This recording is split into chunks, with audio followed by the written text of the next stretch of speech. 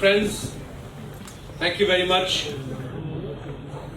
The organizers particularly, but also the audience.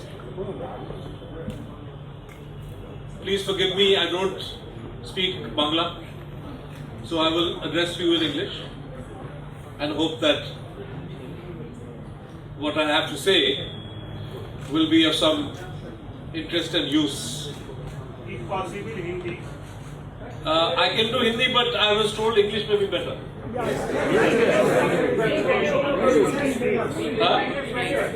English. Okay, so I'll speak in English, and maybe some phrases I can also do in Hindi. But I speak in Hindi also, but English I think I'll do here.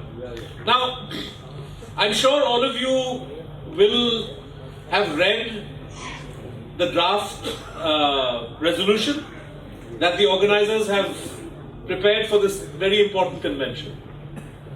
I read it and I was struck by the fact that all the issues that are highlighted in it are issues that require our urgent attention. The fact is that today there can be no dispute about the reality that the Constitution of India is under attack, the values that the Constitution embodies and which the people of India have looked up to as guidance for how this country will run, these values are under attack.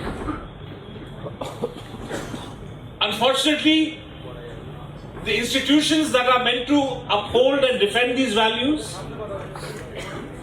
Parliament, courts, all other institutions are themselves unable to defend or unwilling to defend these values. What is worse, because if there is one authority that stands above the Constitution in some way, it is the authority, the sovereignty of the people. And people assert their sovereignty in multiple ways. In an electoral democracy, they cast a vote. But the true expression for sovereignty as an expression to have any meaning, it has to be continuous. You can't reduce the sovereignty of people to the decision to vote once every 5 years. In a democracy, in a republic, citizens have the right to hold their elected representatives accountable. They have the right to demand and expect that public affairs, government policies are conducted on the basis of legality, on the basis of the Constitution. And when this does not happen, they have the right to speak, to criticize, to raise questions. Friends, today we are in a situation where one of the most fundamental rights that every citizen cherishes, which is the right to free speech, this right today is under grave threat. Of course, somebody can turn around. Mr. Modi or Mr. Amit Shah may say, well, what are you guys talking about? You're holding this convention. Prashanjit just gave a very fiery speech. How can you say that free speech in India is under threat? The fact is that they have created a situation where there is great uncertainty for the ordinary person when you say or write something. You are not sure whether this right of yours will tomorrow be turned into an FIR, turned into a crime. There's a joke I never tire of telling about Idi Amin in Uganda. When he was asked, does your government guarantee free speech? And he says, yes, I guarantee free speech. But freedom after speech, I cannot guarantee. So, Today Prashanjit has given a speech. It may be okay. But in some college gathering, in some rural district of West Bengal, or maybe a college professor writing a Facebook post in Haryana, exercises their freedom of speech, says something that is their right to say, and the next thing you know, आप पे जो है case लग जाता है. जैसे अली खान महमूदाबाद के खिलाफ आपने देखा कि फेसबुक पे लिखा क्या उन्होंने संविधान की रक्षा की बात की. उन्होंने कहा, उन्होंने उसी बात को दोहराया जो हिंदुस्तान के रक्षा मंत्रालय ने कहा on the first day of Sindoor, कि जिन दहशतगर्द ठिकानों पे हम हमला कर रहे हैं पाकिस्तान में, we have carefully selected these targets so as to ensure that there is no escalation. Bharat सरकार ने और रक्षा मंत्रालय ने ये पहले दिन में स्पष्ट कर दिया था कि इरादा हमारा ये नहीं है कि जंग छेड़ना है, लेकिन जो आतंकवादी ठिकाने हैं उनको खत्म करना है, ये हमारा इरादा है, ये ऑपरेशन सिंदूर का मकसद है. और अली खान महमूदाबाद ने लिखा कि भाई जो लोग people who are getting carried away and demanding that there should be full war, they don't understand what war is. They don't even understand what is the official position of the government of India. So he condemned those who are warmongering, and he said, बड़ी अच्छी बात है कि colonel Sophia Qureshi को बतौर एक spokes person के रूप में आपने खड़ा किया, आपने पेश किया है. This reflects the diversity, this reflects the rich tapestry of India, and he hopes that the way in which Muslims are being targeted for mob lynching, for all kinds of other things, this should stop. Very reasonable comment. It's the kind of comment I make every day. Perhaps all of you do it too. But, so when Ali Mahmoodabad wrote this, the last thing you would expect is somebody will say कि इसमें case लगना है, लेकिन case लग गया इनके खिलाफ. Demand उठ रहा है कि भाई इनको यूनिवर्सिटी से बर्खास्त कर दिया जाए. और गनीमत यह है कि सुप्रीम कोर्ट में जब वो मामला गया जमानत का, although he should have got bail at a lower court, this case should not even have been registered in the first place. When it goes to the Supreme Court, उनके जो शब्द हैं वो कोई भी आदमी, कोई भी औरत जो लिटरेट हैं वो आसानी से पढ़ के वो समझ सकते हैं कि वो लिखा क्या है. There is no mystery about what he wrote and what its meaning is. But the judge said in his wisdom that there should be a committee of policemen to understand what it is that he wrote. If it takes a Supreme Court judge and 3 senior police officers to understand what he wrote, on what basis was he arrested in the first place? कहने का मतलब कि आज situation ऐसा खड़ा कर दिया गया देश में कि आप स्टूडेंट हैं कहीं, आप प्रोफेसर हैं, आप जर्नलिस्ट हैं, आप कुछ लिखें, आप कुछ कहें भाषण में, आर्टिकल में, और अगर किसी ताकतवर तबके को वो बात पसंद नहीं आती, ruling party, police chief, district magistrate, then you can be prosecuted, an attempt will be made to send you to jail. और ऐसे बहुत सारे मिसाल हैं हमारे सामने. Siddiq Kappan, you must have heard his name. What was his crime? He was a journalist, a Malayalam journalist who was trying to go to Hathras in Uttar Pradesh to report on the gang rape and killing of a Dalit woman. इस story को सारी media ने cover किया. इतनी शर्मनाक, दर्दनाक story थी ये, लेकिन शायद उत्तर प्रदेश सरकार को लगा कि नहीं अब बहुत हो गया है. So before Siddiq Kappan could even get to Hathras, he is arrested. Fake case of terror is put against him. और जनाब उसको 2.5 साल लगे, took him 2.5 years before he was able to get bail for a ridiculous case, completely fake case. So journalists are under threat, academics are under threat. So this freedom of speech, which is the most fun, you take freedom of speech away, you have nothing. And that is why this government, going back to 2014, has picked its targets carefully.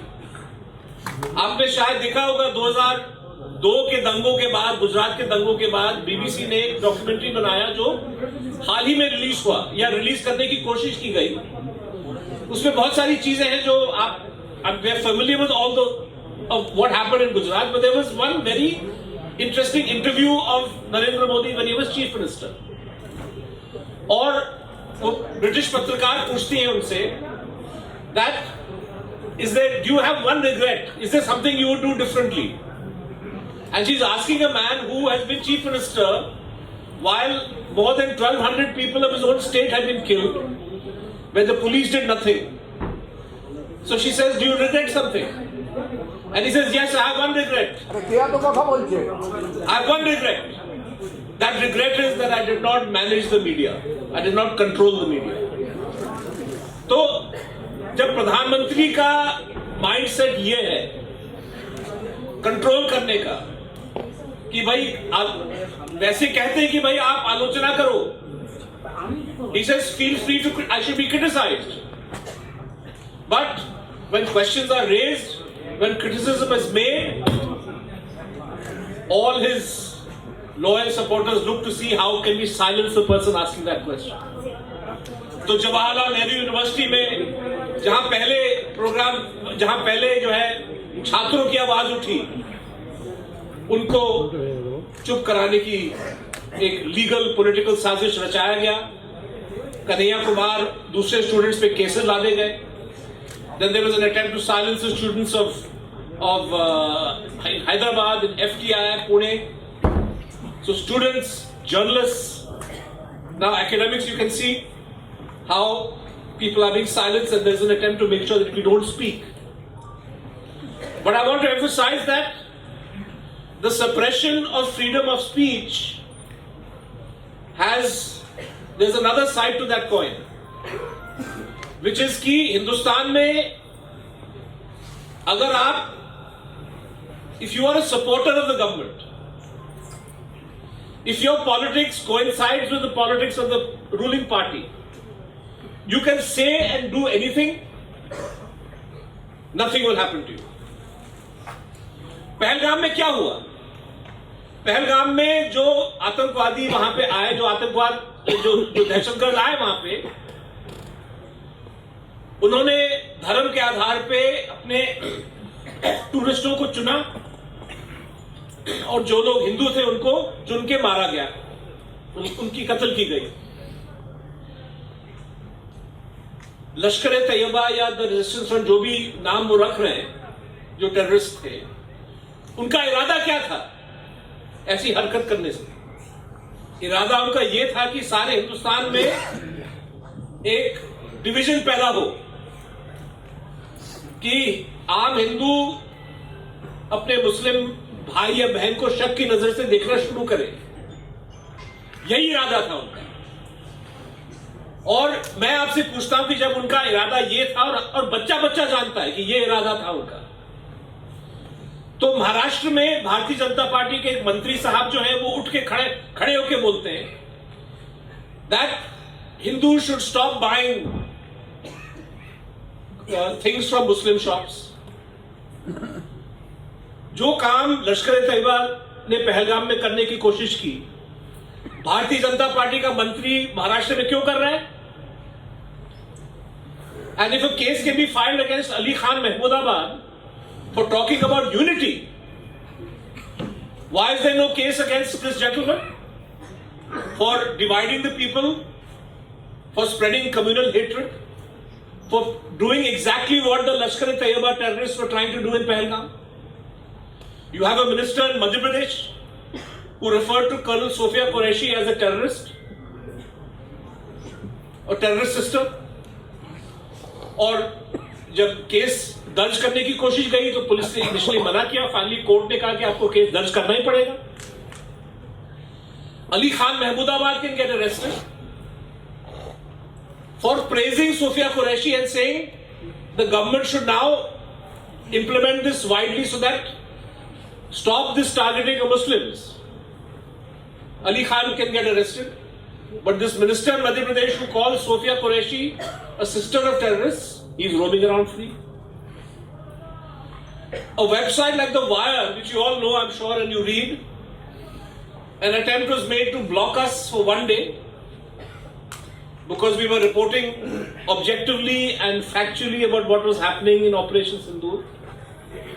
हमारे website की आवाज को एक तरह से चुप कराने की कोशिश की गई, लेकिन जो बड़े बड़े चैनल हैं जो आए दिन झूठी खबर फैलाते हैं, और ऑपरेशन सिंदूर के दौरान channels that were saying the Indian Navy has destroyed Karachi port, that Indian soldiers have entered, मतलब उनकी ऐसी खतरनाक नकली न्यूज थी जो आप समझ सकते हैं कि एक मिलिट्री सिचुएशन में जब आप ऐसा न्यूज फैलाएंगे तो भारत को और भारत के सैनिकों को खतरा पैदा कर रहे हैं.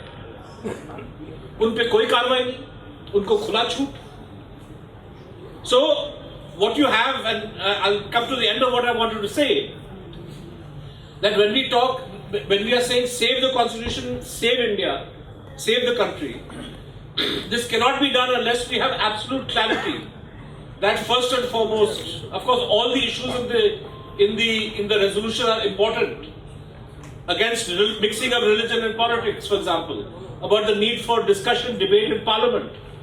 ये बहुत जरूरी चीज है. अगर पार्लियामेंट में चर्चा और डिबेट नहीं हो सकता तो और कहां कीजिएगा. लेकिन सबसे अहम, सबसे जरूरी बात यह है कि आम नागरिक, आम शहरी की आवाज,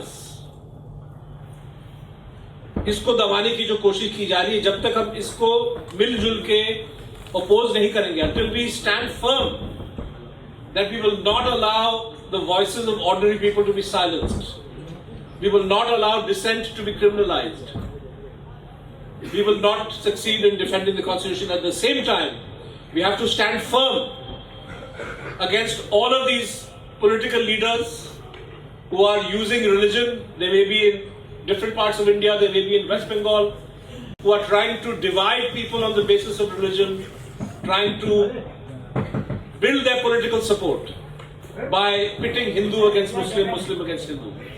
If we want to save this country and save the constitution, we have to stand firm against all of these criminal attempts to divide and polarize the people. Thank you very much.